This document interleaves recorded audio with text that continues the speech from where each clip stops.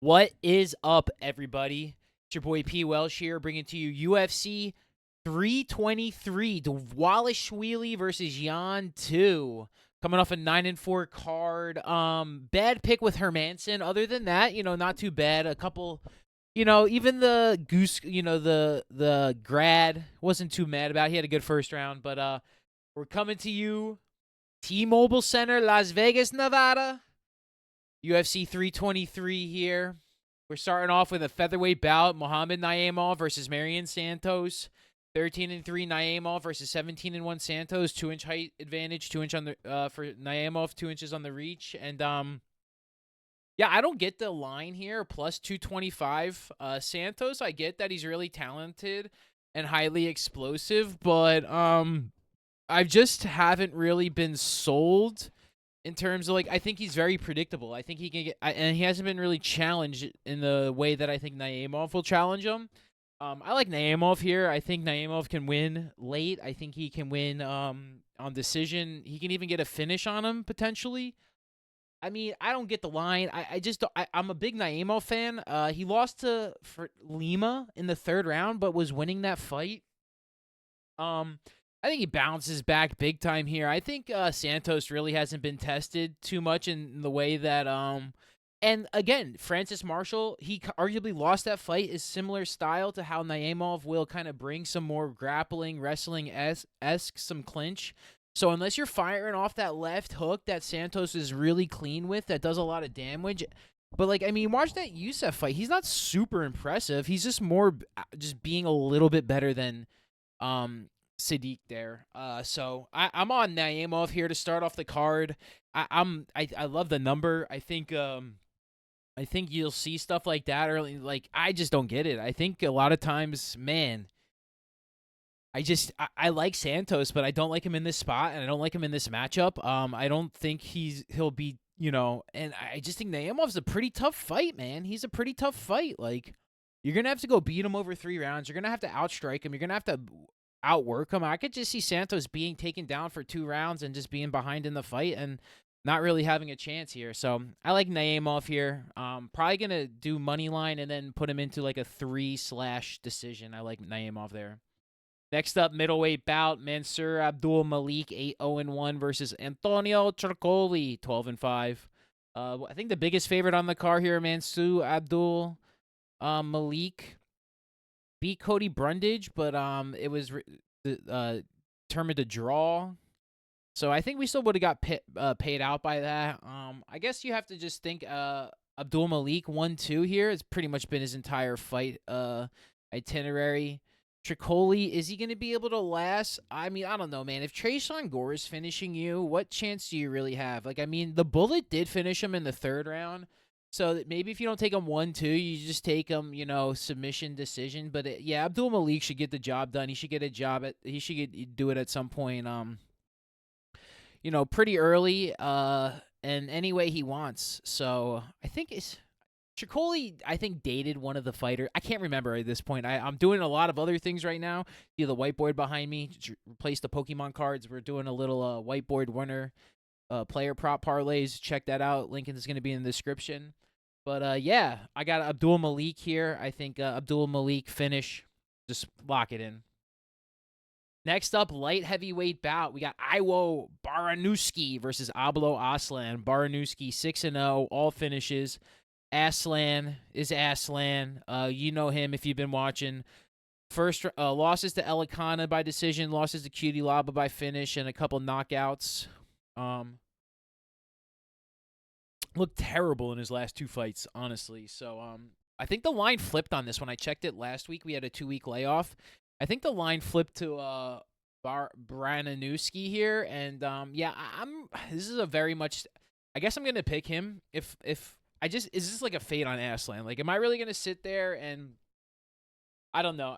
My favorite thing, if you just like this fight and want to get the general, I think this fight doesn't go to the decision under 2.5. Like, I can't see these guys really fighting for especially the under 2.5. Like, maybe if it makes it to the third round, like, they might, and one guy's winning one way or the other, they get that early third round finish, right? That you can kind of seen that a little bit recently.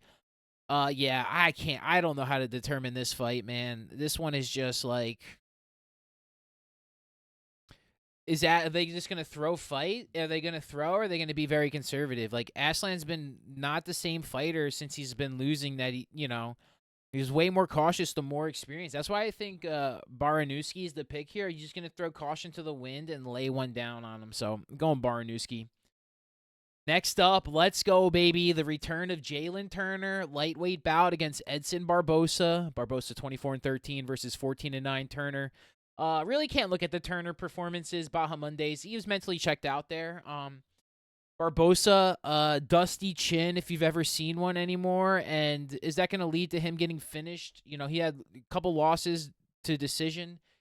Not getting finished. Is Turner going to finish him? I kind of think Turner's submission might be a spicy, solo thing. Like, maybe he, takes him down and doesn't want to hurt him too much. But, yeah, I could see Turner winning by knockout, Turner winning by submission, Turner winning by decision. I can also see him losing. But, I think if you're stepping in that octagon as Jalen Turner, you're in there for a reason. You're in there as a martial artist. And I'm happy for him, and I'm proud of him, and I hope he wins. I'm picking him to win. I'm rooting for him to win. And I'll bet on him to win. And if he loses, I hope he is happy, and I hope he does well for himself.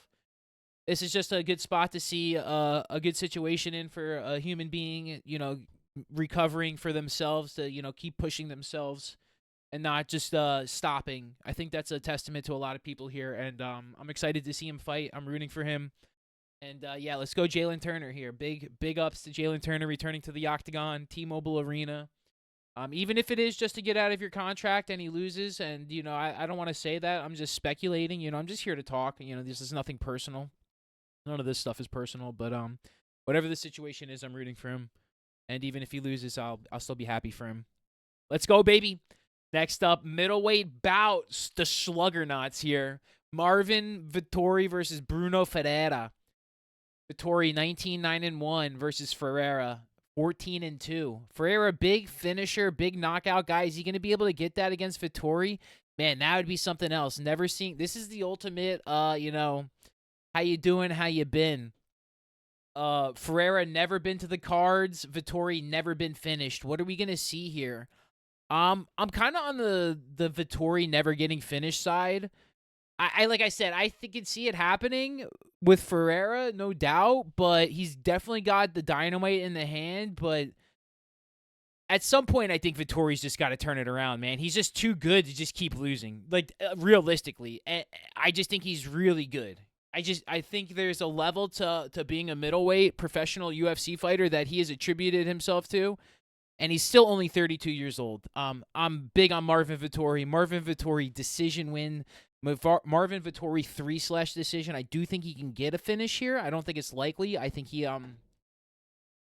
does really well for himself. He's going to stay out of danger. He's going to win the striking, and I think he gets a nice rebound win.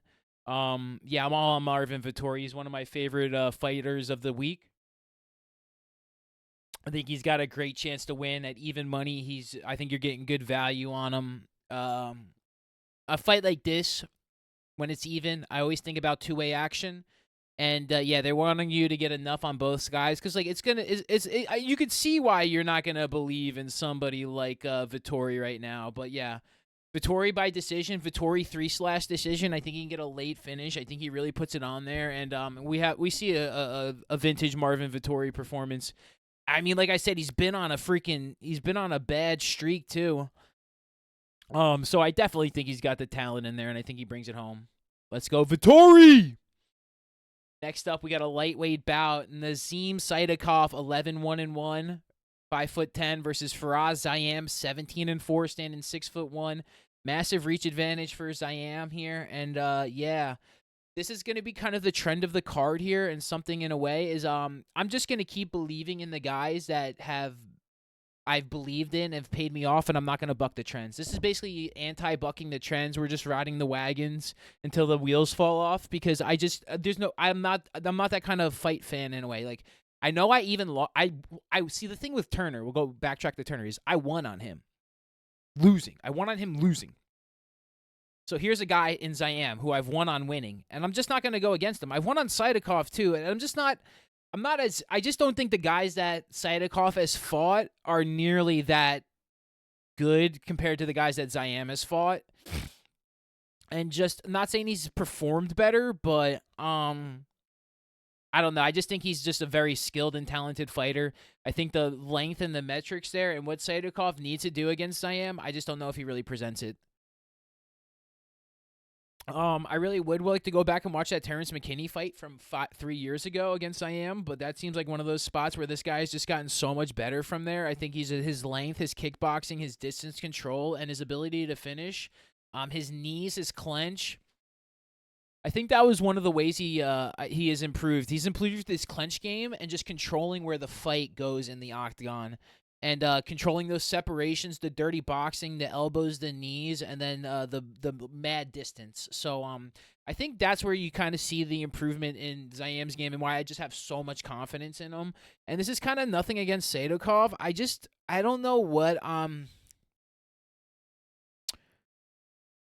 I mean, they have very similar opponents, too. The thing is, the Nicholas Mota fight doesn't really do much for me. The Ishmael Bonfim fight, he's basically what I kind of expected on that fight as well. I think we went on the Borshev. I just think he can, I don't know. I'm going back. I'm stretching. If Vitaly Borshev can put you to a draw, I don't know. Maybe that's one I've always been thinking on. But yeah, I'm on Zayam here. He's the pick. Probably greasy decision, very close fight. Yeah, very close. Sometimes the pick'ems are super close, and sometimes they're freaking one-way traffic. It's insane. Next up, women's flyweight bout: Macy Barber, 14-2 versus Karina Silva, 19-5. Both women 5'5", 2-inch reach advantage for Silva. And yeah, I will never pick Macy Barber or bet money on it. She's probably on the new do not bet list. I'll pick Silva here. She's an underdog. I just trust her being healthier in a way. She's been on a roll. I don't understand why Macy Barber is such a favorite. I don't think she's really proven. I don't know how you. I don't know, man. Caitlin Saramina, Amanda Hebos, and Andrea Lee in the last 3 years. How do you trust this girl to beat anybody that's really good like Silva, who's kind of a killer? Come on. So, yeah, I got Silva here. I got Silva on the upset. I think she's part of the underdogs that I really like this week. I'm not saying she's unblemishable, but I just think she's got a great chance to win. Like, if you can beat Diane Barboz, who's a pretty good fighter, I don't know. I just can't trust Macy Barber. Can't trust Macy Barber. Won't bet on her. Won't tell you to pick her. I'm going Karina Silva. I could be wrong. Tell me if I am. I would love to hear it. But, yeah, Karina Silva. Next up, this might be the shortest fight of the night. I don't know. There's another one that I like. But Terrence McKinney, lightweight fight versus Chris Duncan. McKinney 17-7 coming off a win versus Duncan 14-2 coming off a nice couple performances. McKinney's last win was against Borshev and then beat Hazdovic before that. Losses to Ribovich and, yeah, Saidakov and Bonfim. And, yeah, I think this is kind of a similar spot where we see the killer be killed. I like Chris Duncan 1-2 here. I think Chris Duncan got some insane power, dude. I just will never get over him one-shotting Charlie Campbell. If you can one-shot Charlie Campbell like that, you can put Terrence McKinney out with probably a flick of the wrist. So I also think he's live for a submission. I can see Terrence McKinney getting rocked, going for a takedown, and Duncan mounting a guillotine. Yeah, I'm on Chris Duncan 1-2, Chris Duncan money line. I think Chris Duncan is arguably an incredibly skilled fighter, bro. Just go watch his last 3 fights and tell me, even against losses to Manuel Torres. I like Manuel Torres on this card, foreshadowing, spoiler alert. I think both of those guys, I think there's some insane value, some insane spots where I don't think the matchups really are matching up that close to what they are. And, yeah, I think Chris Duncan is this guy to finish Terrence McKinney, probably in the first round. And, yeah, I like Chris Duncan's submission finish. I like you can take him in 1 round and 2. I think are very safe plays. The odds aren't really out this early in the week. The books are scrambling, bro. They were so busy with football, NBA, and all this stuff. They don't even got championship rounds out here for our championship, props out right now for the Pantoja fight. But yeah, Chris Duncan by finish. Lock it in. Let's go, baby. Again, spoiler alert, another lightweight bout. Grant Dawson, 23-2-1, coming off a win versus Manuel Torres, 16-3-0, coming off a win. Knockout against, what was that? Drew Dober Grant Dawson's doppelganger. Here's the thing. Does Grant Dawson going to be able to take and control down Manuel Torres for 3 rounds? I don't think so. I think Torres is going to stand him up and punch him in the head. I think Torres I think Torres can finish Dawson, who's been finished by Bobby Green. That was like King Green's last win, right? That King Green's last win, was that against Grant Dawson? I guess he beat Jim Miller at UFC 300, but I mean, yeah. Think about that. So I don't know. I think at the money, I think it should be a way more even fight. I understand why Grant Dawson gets a lot of love, but I just also don't think Manuel Torres, he's just really, I thought he was way lengthier compared to Grant Dawson. I guess if it's more of an even fight, I kind of had Manuel Torres in this very tall stature. But being the same fight, I think can make it a lot more probable. But I love the power in Torres' hands, man. I think he's really got some freaking touch of death. He doesn't make it far in the fights, and like I said, if you're finishing Chris Duncan, you're finishing Drew Dober, you got a great chance. His loss is to Ignacio Bahamondes, and I had Bahamondes in that fight, and that was even money. I think Manuel Torres can stand this fight up. I think he can punch Drew Dober into the ground, and I don't think this fight lasts into the 3rd round. I got Manuel Torres KO 1-2, I think is my pick and play. I love Dawson, but I've been rooting for him. I betted on him when he was these gigantic favorites. He's the one guy I can't buck, but I just don't see it. I don't believe in it. Like the unanimous decision against Diego Ferreira. Like, are you gonna do that against Torres? I don't know. Rafa Garcia's, Joe Selecki. If I can't believe he beat I remember that Damir Ismagulov fight. That was, I think, Ismagulov's last fight in the UFC. And, he's had a few fights since then, but I remember that. And, I thought he kind of lost that fight too. I'm on Manuel Torres here. I just think it's one of those things. I want to go with Dawson, but I think I'm going to look, too many people are going to be like, how is he a favorite? Should be definitely closer to a pick'em here. And, I like Manuel Torres at that rate, because I think he's getting undervalued, and I think his performance is more potentially spectacular. All he needs is one moment to knock out Grant Dawson, where Grant Dawson has to dominate for 15 minutes, which I don't necessarily. It's way closer than I think than that. You know what I mean? This isn't Diego Ferreira. This isn't Joe Selecki. This is Manuel Torres. He's gonna put your lights out if you mess up. Let's go, Torres. Next up, light heavyweight bout. Dude, I am bad with that word right now. Jan Blachowicz versus Bogdan Guskov. Blachowicz 29-11-1 coming off a loss versus Guskov 18-3, finished against Krylov here, and Olberg lost to Blachowicz lost to Olberg, lost to Pereira. Hasn't fought in there. It's 42-43. Guskov a couple of KO wins, I believe, or finishes. 3 finishes in a row, 4 finishes in a row. And, I guess that's where I'm going right here. Guskov by finish, Guskov money line. Just kind of fading the guy that's almost 10 years older. I think Blachowicz is good, but I just think at some point he's going to, throw a leg kick, miss coming around, and he's just going to get caught with an overhand right. He maybe even gets taken down at some point and could get finished. Maybe if he's, too tough to knock out. Right? Like, if he plays really good defense and ground game, then maybe Guskov gets a sub on him, like a rear naked choke.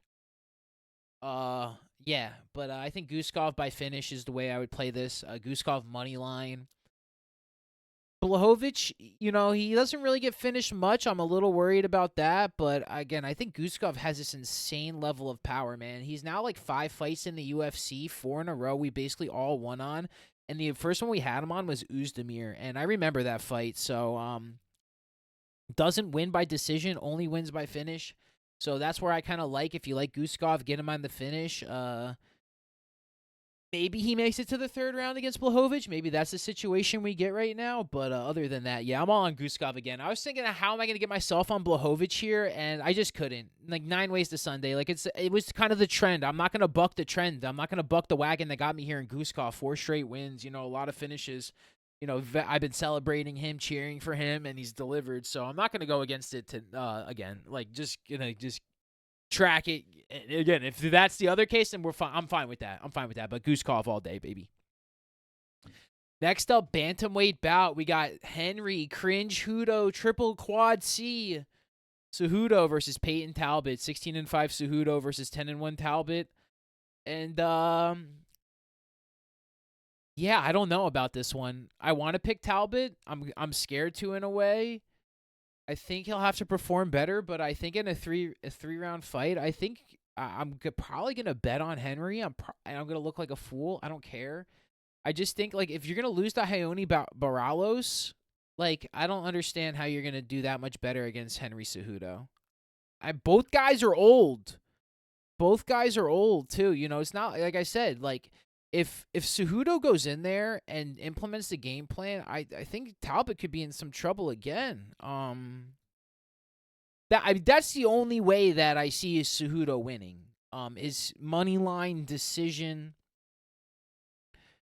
Yeah, I think this. I just really don't see Triple C getting finished by him. Right? Yeah, I mean, dude, Marab's not finishing you, Sterling. You know what I mean? Like, I don't know if Triple C's getting a finish. So yeah, I like this fight to go to the decision. I kind of like Triple C there. Like, that's my whole thing. Is like, yo, you're not gonna finish Triple C. You understand? Like, that's what. So like, are you gonna be able to hold up for? I can just instantly seeing this fight start on the back, and you're just like, oh, Talbot is gonna struggle to win this fight. Yeah, I'm gonna go Cejudo here. I could look like a fool. He's not my favorite pick. He's not a fighter I tremendously like. Maybe I'll do some research and find and like change my mind and find a bet I like against it. Maybe like Talbot 3/decision. But man, I just think the more and more I look at this fight, it like kind of reminds me of Figueiredo versus Montel Jackson. Kind of reminds me of this thing. Is like this guy should not be a plus 265 favorite against a guy who similarly stylistic matchup was just dominated recently within the calendar year. So I understand not saying no to a fight. We love Talbot for that, and maybe this is part of his development as a bantamweight, and maybe he's gonna get the win and kind of like prove us wrong against Lima, because I know a lot of people had Lima, myself included. So makes me hesitant, but yeah, I don't know. Very 50-50 on this fight for me. Like I'm just thinking Cejudo is gonna have a good performance. I mean, dude, there's levels, man. There's levels, dude. And if you're losing to Ione Baralos, freaking Triple C's better than him. So I'm just gonna pick Triple C. I might look like an idiot. Whatever. I should pick Talbot. Yeah, that's what we're doing. We're picking Talbot, and we'll bet Cejudo. That's the official. Wipe your hands clean with that one, guys. All right, that's the official pick is Talbot. Talbot by decision. Because like I do think he's improving, bro. And yeah, maybe he's just a better athlete. Talbot by decision. Let's go. Next up, oh my gosh, flyweight bout. Brendan Baby Assassin Baby Moreno versus Tatsuro Taira. Moreno 23-8-2 versus Taira 17-1. Both guys coming off a win, and yeah, underdog for Moreno here. Tatsuro Taira rebound win against Hung Yun Sung Park. I fucked him up, but lost to Roy Val, split decision. Yeah, I got Moreno here, bro. I think there's levels to this thing, and I think Tatsuro Taira was a bit exposed. His wins are not aging as well as you think they would. Vergara, Aguilar, Charza, Hernandez, Alex Perez. Like, and then the loss to Roy Val. He's not challenging himself. Well, my guy Moreno's been in the deepest and darkest of waters at plus money. Sign me up all day, bro. If this guy's showing up to T-Mobile Arena, bro, how are you? I don't get it. I'm all on Moreno. I was on the last time against Urseg. I was on Albazi. This guy is so freaking good, dude. He is so I'm glazing him right now, but I can't believe he's an underdog. He should be minus 200 favorite again. I think Moreno can finish him. I don't know if it gets to the decision. I think Moreno is kind of due for a decision. Bro, if you're finishing Figueiredo, if you're finishing Kai Kara France, you're one level from there. That being said, Tatsuro Taira has never ascended to that level. There's no way I can actually pick on him or bet him in this situation. Sometimes underdogs win, and I think a lot of underdogs could win on this card. And I got Brendan Moreno winning this underdog card because, boy, oh boy, it just doesn't make sense to me. Make it make sense. Make it make sense, dude. The amount of minutes that man has been in the octagon against guys that arguably will finish Tyra.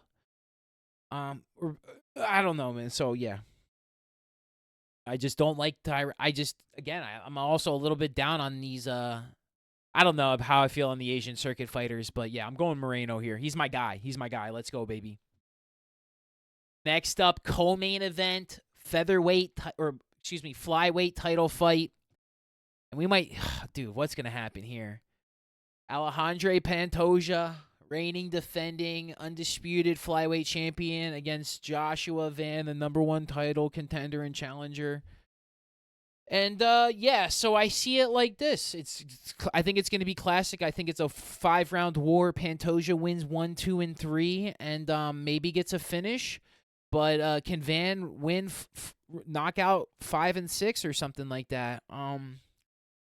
That's about the only way I see this shaking out. I think Van has to win by knockout late.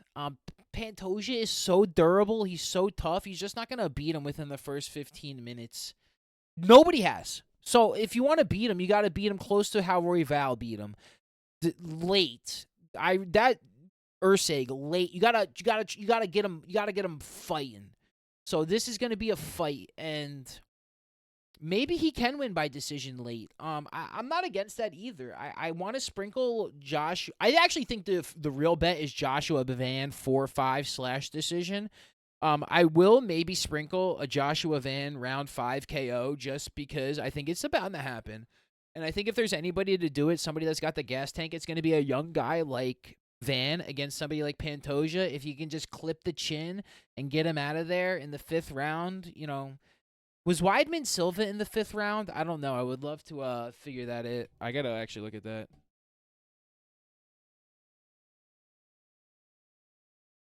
I can't remember, but yeah, 2nd round. But you know what I'm saying? Like I think he's just got to clip him and go. Like that's the way he gets him. I'm picking Pantoja. I'll figure out a way to bet on Pantoja and submission decision, something like that. But I think this goes to the cards, and I think it's going to be close as hell. Not super high confident. Pantoja's my guy. I'll never pick against him. He's a wagon for a reason. But Joshua Van, I think, has a puncher's chance, dude. I think he's got a big gas tank, and I don't think he's been as fatigued in the cardio, whereas I think Pantoja is really good for the first 15 minutes. Arguably the best 15-minute fighter in flyweight history. Where I think you can argue Pantoja has a little difficulty is rounds 4 and 5. If you've seen guys take rounds off of him, it's been in those situations, right? Moreno, Ursig, Royval, maybe Kopp. I can't remember. I have to go look at that. So, he's lost to Figueiredo a long time ago. That means he lost late rounds. If there is a way for it to beat, you have to beat him late. I don't think you're ever going to beat him early. You're going to only get hopefully not lose early. I got Pantoja. I'm just going down in the pantheon, bro. That's the official pick. Like I said, maybe sprinkle Van 4 or 5 decision onto something just to maybe hedge. But yeah, I think Pantoja decision is probably going to be the outcome. And then on to the main event. Rob the Machine Dvalishvili against Petr Yan. 21-4 for Dvalishvili, his 5th fight of the year. No, 4th fight of the year. 4th fight of the year. Against Petr Yan, who has not fought since Marcus McGee in July and fought Figueiredo at the end of last year. And, yeah, what's going to happen here is I think the only way you have to catch Merab is to finish him. I think you have to Petr Yan just has to KO Merab. That's his win condition. Again, same kind of thing. I don't think you necessarily, I think you have to clip Merab and get him on his back. That's the only way I think these guys lose, right? You have to hit the chin and knock them on their butt. Like that's the win conditions for these fighters. I don't know if Petr Yan can hit that, man. I just think at any time he has to generate the power to do that against Merab, he gets taken down. And I wanted to see this fight again. I actually forgot they fought. I believe that was, oh man, they already fought. I can't remember. That wasn't the Rio card. It was Oliveira. It was the Abu Dhabi card, right? No, what was this?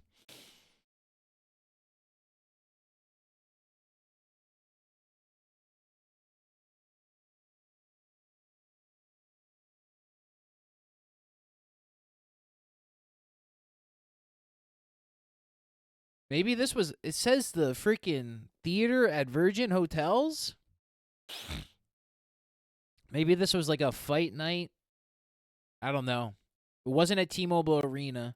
Maybe it had to be like a COVID card or something like that. And I do remember that fight, and it wasn't even close. So I don't know how you pick against anything besides that again. Yeah, it's just Merab by decision. Maybe Merab finishes him this time too. Maybe he's on the finishing train. I just think at some point he's going to be such a smart fighter, and he's so gifted and talented that how are you going to pick against him? You know what I mean? The way Islam has looked, with the way Hamza has looked in championship fights, and the way that Merab has looked, how are you going to go against him? So, yeah, Merab 4-5 decision. I think Jan's the toughest. He's guys got to knock him out. Jan knockout is the only way I would ever like pick this fight to end. He's gonna have to catch him with like a knee or something, hit him with like an elbow as he's jumping in, get him on the temple, Lopes Silva style. So maybe Jan's got something like that to end the run. That's the only way I see that happening. Otherwise, I'm on Merab all day, just like I am Pantoja. It's just so hard to predict these championship level fighters getting knocked out, and it's most likely going to happen late when they're kind of tired, and it just doesn't happen. There's just not a lot of knockouts in men's championship title fights. They just don't happen, bro. Check it out. It's been Ilya, and the ones before that was Leon and Poatan. Everyone else is either a submission or decision. So, again, it's just something that it's just I'm not betting on it, right? So Merab decision, Merab submission. Do a quick recap. Like, comment, subscribe. I'm doing my other player props on the whiteboard. I'll leave a link in the description below. Leave your comments on all the fighter picks. If you pick 100% of the fighters, I'll give you $100. My official picks are, we're going Muhammad Naimov, Abdul Malik, Baranowski, Jalen Turner, Marvin Vittori, Zaim, Silva, Chris Duncan, Manuel Torres, Guskov, Talbot, Moreno, Pantoja, Dvalishvili. Thank you guys so much for watching. Take care of yourselves, your family, and your friends. Peace and love, everybody.